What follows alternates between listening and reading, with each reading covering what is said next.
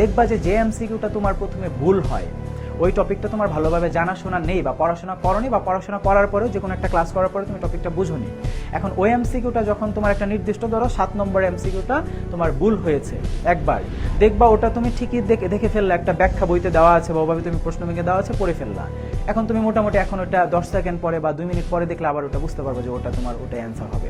কিন্তু ঠিক একদিন পরে বা 2 দিন পরে বা 1 সপ্তাহ পরে বা যখন আবার তুমি ওই লেকচারটা বা ওই এমসিকিউটা রিভিশনে যাও, তখন দেখো যে এর আগে তুমি যে এমসিকিউটা অ্যান্সার করে ভুল হয়েছিল, যে অপশনটা অ্যান্সার করে, ওই 3 দিন পরে বা 4 দিন পরে বা 1 সপ্তাহ পরে বা একটা নির্দিষ্ট সময় পরে ওইটা আবার ওরকমভাবেই তোমার ওই অ্যান্সারটাই তুমি করছো যেটা তোমার ভুল হয়েছিল প্রথমবার।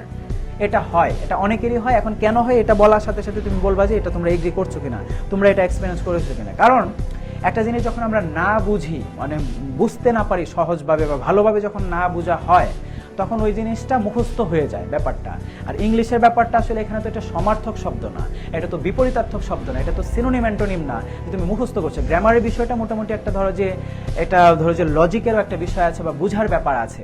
তো এখানে যখন জিনিসটা তোমার বোঝা হচ্ছে না, তখন দেখবা যে ওটা অবশ্যই তুমি আরও 14 বার দেখলে 14 বারই ওটা ভুল হবে, এবং 14 বারই দেখবা তোমার মস্তিষ্ক, তোমার ব্রেন, তোমার লজিক অনুসারে তুমি যেটাকে অ্যান্সার করেছিলা ওটাই বারবার তুমি অ্যান্সার করবা। কারণ ওই যে তুমি তোমার লজিক অনুসারে ওটাই মনে হচ্ছে, কারণ তুমি তো ওটা টপিকটা জানো না, ওটার ডিপ বিষয় বা ওটার গভীরতা তোমার মধ্যে নেই বা গভীর নলেজ তোমার মধ্যে নেই, বা মোটামুটি ডিটেলসে তুমি ব্যাপারটা সহজভাবে জানো না।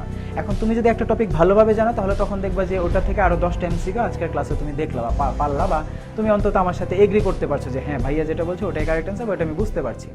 এখন এটা কেন হয়? ওই যে ওটা আমাদের মুখস্থ হয়ে যায়। আবার দেখবা একটা টপিকে যে আজকে এমবেডেড কোশ্চেন তোমার বোঝা হয়েছে, এটা থেকে আরও অনেকগুলো এমসিকিউ আরও নতুনভাবে সলভ করলেও দেখবা যে তোমার ওগুলো হচ্ছে, কারণ ওগুলো তুমি বুঝতে পেরেছো টপিকটা ভালোভাবে। এখন তোমরা বলো যে এই জিনিসটা তোমরা এক্সপিরিয়েন্স করেছো কিনা।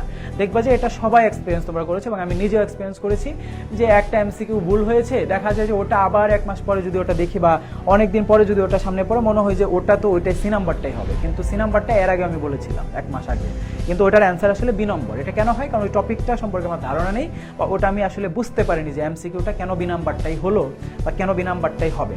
এখন এটা আমি এটা আমার এটাও দিন ভিডিও করছিলাম আমি, ধরো আমি ভিডিওতে হঠাৎ করে ধরো যে ওভাবে আমি আলাদা করে কোনো স্ক্রিপ্টিং থাকে না, মানে যেগুলো অ্যাড রিলেটেড কোর্সের ভিডিও থাকে ওগুলো একটু ভাবনা চিন্তা করে বলা হয়। কিন্তু নর্মাল ভিডিওতে আমি ভেবে নেই যে আজকে ইডিয়ম নিয়ে একটা ভিডিও বানাবো, গ্রুপ ভার্ব নিয়ে কিছু কথা বলবো, শেষ সময়ের এরকম একটা টেকনিক নিয়ে কথা বলবো, বা এইভাবে কীভাবে পড়তে হবে, এভাবে আমি জাস্ট ভাবি যে টাইটেলটা কী হবে ওইটার অনুসারে ওভাবে কথা বলি। তো ওদিন একটা ভিডিও বানাচ্ছিলাম, মনে হয় 15 দিন আগে এরকম একটা সময়ে। তো তখন আমি এটা ভিডিওতে কথা বলতে বলতে এটা আমার চলে এসেছে। তো তখন আমার এটা মনে হলো যে হ্যাঁ এই ব্যাপারটা তো আসলে সত্যি, যে এটা তো আমি নিজেও এক্সপিরিয়েন্স করেছি, এবং এটার কারণেই কিন্তু তুমি ধরো যে টপিক তোমার না বোঝা হলে ভালোভাবে, তখন দেখবা যে এরকম ব্যাপার হয়ে যায়। এখন এই কথাটা যে বললাম এটা টপিকের বাইরে, এখন এটা তোমরা কমেন্ট করে জানাও যে এটা তোমরা এগ্রি করেছো কিনা। এটা আমি 10 সেকেন্ড দেখি যে এটা তোমরা, কথাটা আমার কাছে খুবই গুরুত্বপূর্ণ একটা কথা। এটা কমেন্ট করে জানাও যে এটা তোমরা এক্সপিরিয়েন্স করেছো কিনা নিজেরা।